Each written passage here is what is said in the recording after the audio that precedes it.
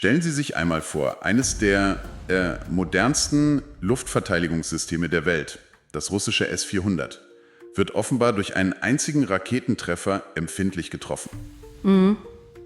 Genau das legen Ihre Unterlagen nahe, die einen kurzen, aber intensiven militärischen Konflikt zwischen Indien und Pakistan im Mai 2025 beschreiben. Genau. Wir sehen uns heute gemeinsam an, was diese Quellen über die Ereignisse dieser 4 Tage berichten. Welche Waffensysteme waren da entscheidend und was waren die, doch überraschenden Ergebnisse dieses Konflikts laut dem Material? In der Tat. Also die Informationen, die Sie uns da gegeben haben, die zeichnen schon das Bild einer rasanten, sehr technologisch geprägten Auseinandersetzung. Ja. Demnach setzte Indien wohl zu Beginn auf israelische Systeme, Drohnen wie die Harop, das sind ja quasi Kamikaze-Drohnen, also Loitering Munitions. Genau, die kennt man ja. Und die Sky Striker sowie Spice-Lenkbomben. Ziel waren wohl pakistanische Luftverteidigungsstellungen und Stützpunkte. Aber der Erfolg war nicht so eindeutig. Der Erfolg war laut ihren Notizen eher gemischt. Pakistan hat wohl ziemlich schnell gelernt, mit elektronischen Gegenmaßnahmen, also Störtechnik, und auch Täuschkörpern zu reagieren. Und genau diese Reaktion Pakistans ist ja ein zentraler Punkt in Ihren Quellen. Die kam offenbar prompt und wirkte strategisch geplant, oder? Absolut. Konzentriert auf indische Luftwaffenbasen und wichtige Logistikknotenpunkte. Richtig, hier werden im Material vor allem lokal produzierte Raketen iranischen Ursprungs vom Typ Fateh genannt. Fateh, okay. Aber auch eine Kombination aus pakistanischen und türkischen Kampfdrohnen. Was in ihrer Analyse ja besonders auffällt, ist dieser Angriff auf den indischen Stützpunkt Adampur. Ja, Adampur. Genau. Da sollen pakistanische JF-17 Kampfflugzeuge zum Einsatz gekommen sein. Richtig. Und mit ihnen eine spezielle Waffe. Chinesische Raketen vom Typ CM-400AKG. Das Brisante daran, diese Raketen wurden wohl aus einer Distanz abgefeuert, die außerhalb der Erfassungsreichweite des dort stationierten S-400-Systems lag.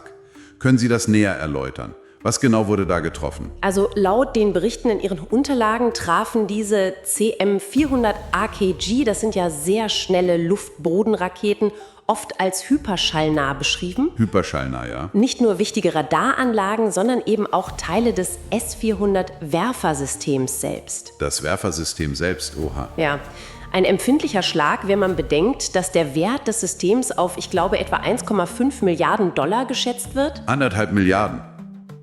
Wow. Dieser Vorfall wirft natürlich ein ziemliches Schlaglicht auf die Effektivität der eingesetzten Technologien.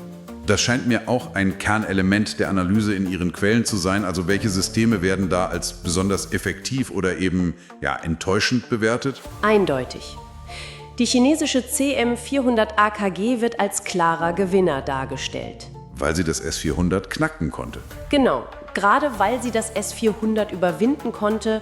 Russische Technologie, insbesondere eben dieses S-400-System, erscheint in diesem spezifischen Szenario, so wie es ihre Quellen beschreiben, als Verlierer. Und die israelischen Systeme? Harop und so? Die zeigten anfangs wohl Wirkung, wurden aber anscheinend zunehmend durch Gegenmaßnahmen neutralisiert.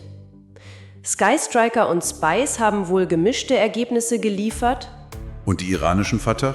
Die iranischstämmigen Fatah-Raketen hingegen werden als kosteneffektiv und solide bewertet. Also die haben wohl funktioniert.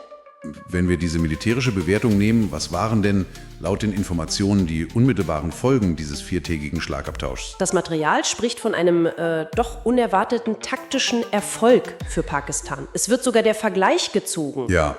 Dass es das erste Mal seit 1947 gewesen sein könnte, dass Pakistan Indien militärisch so unter Druck gesetzt hat, dass Indien bereits nach 4 Tagen einem Waffenstillstand zustimmen musste. Nach nur 4 Tagen? Ja. Und zwar ausgelöst durch den militärischen Zwang, also nicht primär durch Verhandlungen. Das hätte ja massive politische Implikationen gehabt. Gehen Ihre Quellen auch darauf ein? Ja, absolut. Die politischen Konsequenzen in Indien werden als gravierend beschrieben. Es ist von einer echten Vertrauenskrise die Rede zwischen der politischen Führung unter Premierminister Modi und der Militärführung. Also Krach hinter den Kulissen. So wird es dargestellt. Das Image Modis als starker Mann soll intern erheblichen Schaden genommen haben.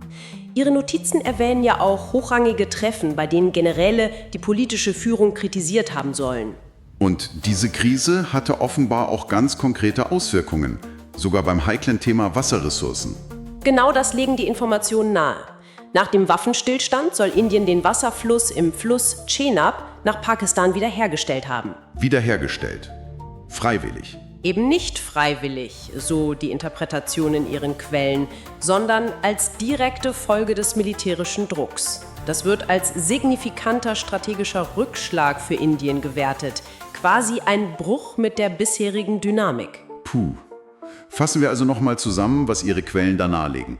Ein kurzer, heftiger Konflikt mit doch sehr überraschenden Wendungen. Pakistan erzielt anscheinend einen taktischen Sieg. Das hochgelobte S-400 wird getroffen. Chinesische Raketentechnologie scheint zu dominieren. Ja. Während in Indien politische Verwerfungen folgen und diese Vertrauenskrise zwischen Politik und Militär entsteht. Und obwohl formell ein Waffenstillstand gilt, deuten ihre Unterlagen ja auch auf anhaltende kleinere Gefechte hin. Das ist also noch nicht vorbei. Stimmt. Und das wirft natürlich eine Frage auf, über die Sie vielleicht nachdenken möchten. Wenn diese Analyse stimmt und dies wirklich nur die erste Runde war, Ja. wie könnte eine potenzielle zweite Runde aussehen? Gerade vor dem Hintergrund, dass Indien sein militärisches Ansehen wiederherstellen wollen dürfte und beide Seiten ja sicher aus diesem Schlagabtausch gelernt haben.